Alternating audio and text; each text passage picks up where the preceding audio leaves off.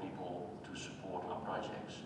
Coming back to your manufacturing question, and I think that Mr. Palmer said it correct, there are so many manufacturers in this country that can really make a quality product that we concluded that the blast furnace can be built with a lot of indigenous suppliers. And since these companies are available, they can manufacture a competitive business, we look for companies that are fitting our, let's say, approved suppliers procedures in terms of quality, and we will add them to the list, and we will source as much as possible from an indigenous source. So in that respect, you manage the contract, you engineer, and the manufacturing can be sublet to Indian sources, and that's our tactics, and that seems to work out real well. If I see what's happening in Raukila with the blast furnace out there, it's a super job. It's built very well, reputed companies, and I'm very proud that we are achieving that as a Dutch-Indian combination. I would like to know what is going to be the final target. Are you going to export, or is it going to be for the domestic market? If for domestic market, how much consumption, what percentage do you see that India will be consuming out of the total product?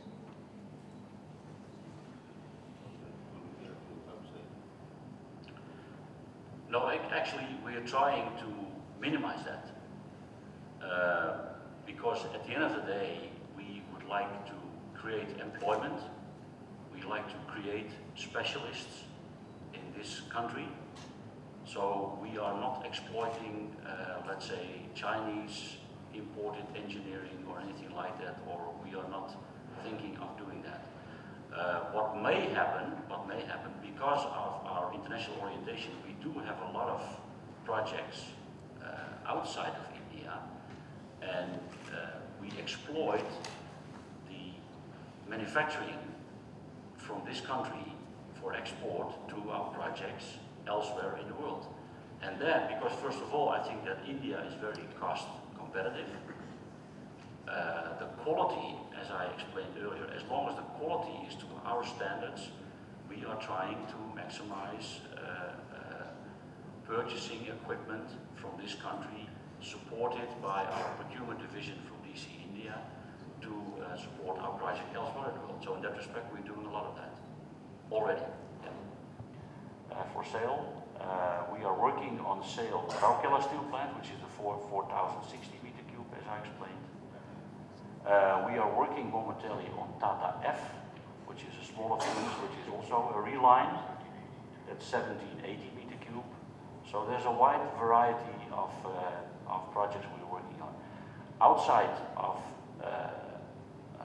India, for Tata Steel, for the group, we are doing the reline for Tata Port Talbot in South Wales. So we are well entrenched Indian companies as such. Tell me, just to have an idea of, what is the overall cost of setting up a blast furnace in India? Roughly, if you could tell me. The overall cost of a blast furnace? Yeah. 1,800 crore. That's the project value. Okay. It's a turnkey project, so it's we're going to dig the hole, do the foundation, and so we have everything long stock barrel, design, supply, install, erect, commission, and hand it over to the client. You said you will do it in 33 months, right? 33. Yes, the project duration is 33 months. One last thing, you said we will double the revenues from, I couldn't get the later part of the statement, if you could clarify.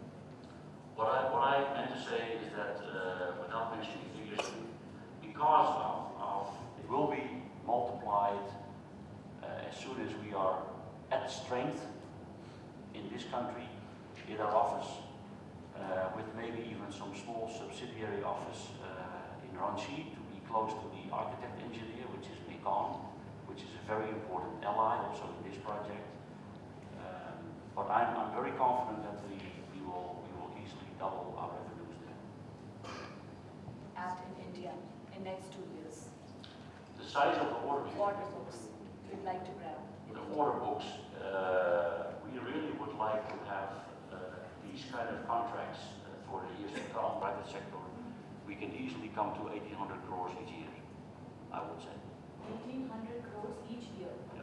for the next 4 years. I would say, for the next 10 years. It's one, let's say, Yeah. what's the one there?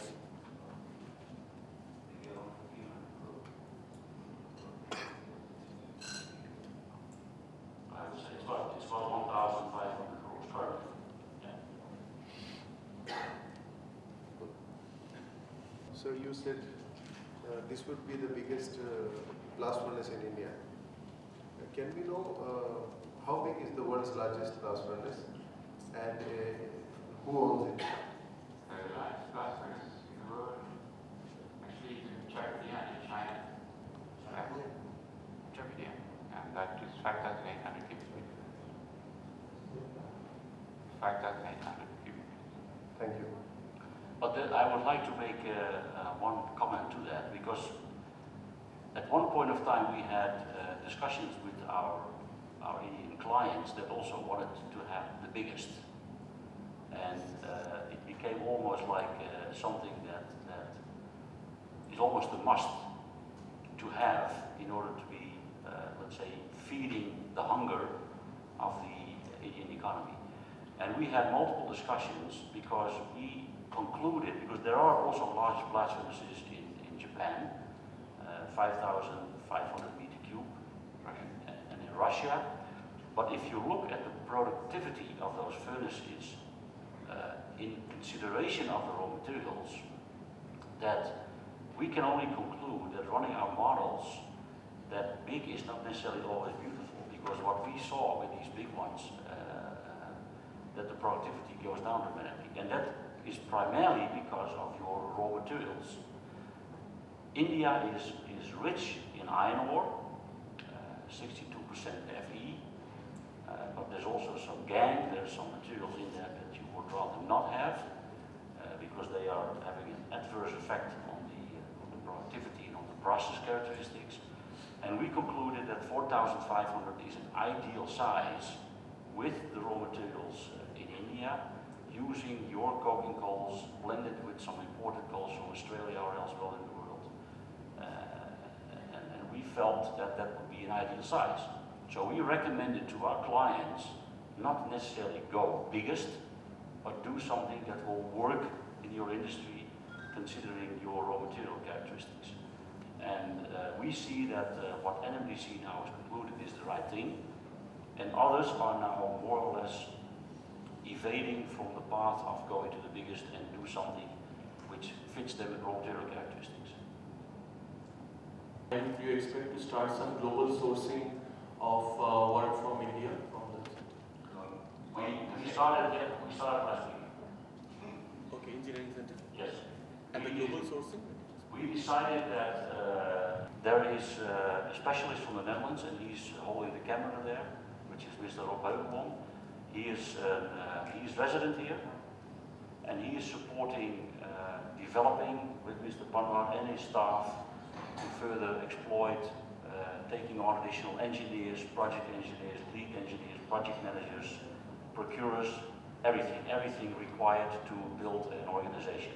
So what we would like to accomplish is a mirror image organization as we have in the Netherlands, allowing them to eventually take up larger portions of the work. Because as I said, the center of technology is in the Netherlands. We are expensive Euroland people, so to say, and we would rather reduce our costs further by and exploiting locally on engineering outfit. So these offers will definitely be part of that. There is currently about 65 to 70 million tons of steel, and out of this, 50% is produced by the major steel producers, and the balance 50 is they are much relatively smaller producers, and whenever they need technology or blast furnace or anything like that, they usually look at the Chinese suppliers. So do you have any plans to offer technology or your blast furnace to the small producers in future? Yeah. Very good furnaces for Bushan Steel and for Jindal in Rijgaard and Dornegouwen. And the one in Torrelegano in particular is running at 2.75 ton per cubic meter per day, which is very high by Indian standards. It's 1681 meter cube. We currently have a program going on, which is the development of an MBF, a mini blast furnace. And a mini blast furnace, we have characterized two sizes, which is an MBF 400 and an MBF 800, and that's the meter cubes. Those will produce anywhere between 500,000 tons per year and 1 million tons per year. So it's relatively small size. What we decided not to do is go lower than that, because at the end of the day, you all know that the Chinese, they bring technology to this country. We've seen them doing that on a couple of furnaces. Those are small, productivity is low, the campaign life is short. It's, with all due respect, but it's cheap and dirty. And we are not in the business for cheap and dirty. We are in the business for high-end technology, low cost per ton of hot metal, with high yields and long campaigns. And we figured that the MBF 400, which is the smallest in our range, would provide still a very cost competitive mini blast furnace. And we're working on that momentarily. So have you started offering this already in the Indian market? Have not introduced it to this market. We have made offers in Latin America, particularly in Brazil and in Colombia. We have discussions with a few Russians that are, let's say, sitting on a mine, and they like to harvest that, and they want to start small. But India will come soon, and as soon as the RFQs are coming in, we'll take them up very seriously. So we are ready. Of course, we don't want to let you go without having lunch with us, so we have lunch prepared for you. You can, if you have further individual questions, there's people here from Daniel and Corus. We are available. We can have further dialogue if you wish. And we are a big time part of incredible India. And we love your country. We love your people, we love your work style, regardless whether it's public sector or private sector, and we want to participate in the continuous growth of your economy, and so we are there with you. Thank you very much for your time. Thank you very much. Now do please join for cocktails and lunch. All the company officials would be available for further instruction over lunch.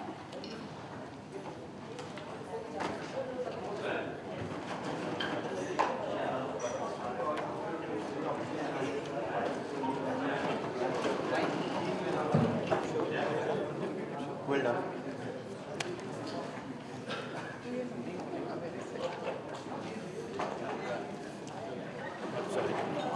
Bicycle burger?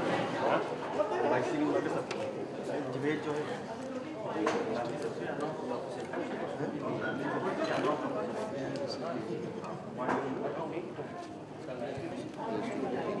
very close to that. Yeah, please go down. Yeah, go down. Yeah.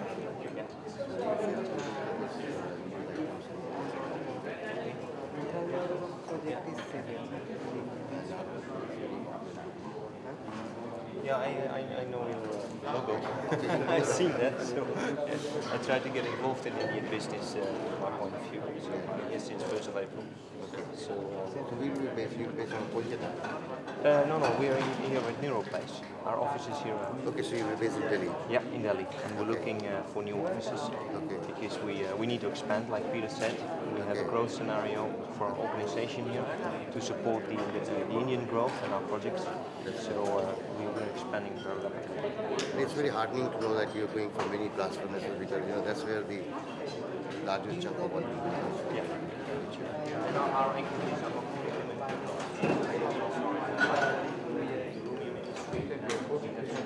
one big job is still private sector as well. If one big project like what we had offshore, some of our new technology, so it's not only blast furnaces, it's projects. Slowly but gradually, there is a, what is it, 250, 300 million people economy that is starting to generate money. So they spend. So suddenly they can buy a motorcycle instead of a bicycle. They can buy a car. They can buy a small car.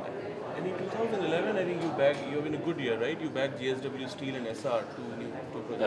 I would say 2011 was really not a good year because what happened when Lehman Brothers fell in September 2008, it had a tremendous impact. 2009 was difficult. 2010 was difficult because all of a sudden the companies were restoring themselves and improving on their cash balance because the market was let's say, deprived. So now I would say the market is picking up. I think we've been through the recession. If I look at the Sensex, you did not have tremendous damage as opposed to what it did in America and in Europe. And I think we can look forward to a fantastic 2011-2012. Because you said you will double your revenues in this financial year in India, that is. Yes. So in that sense, this would be a more of a well. I would say it's simply the effect of transporting business from the Netherlands to India. So once And more, And your financial year is April, March, right? The work already started a month ago because we got the letter of contract award on the 30th of April.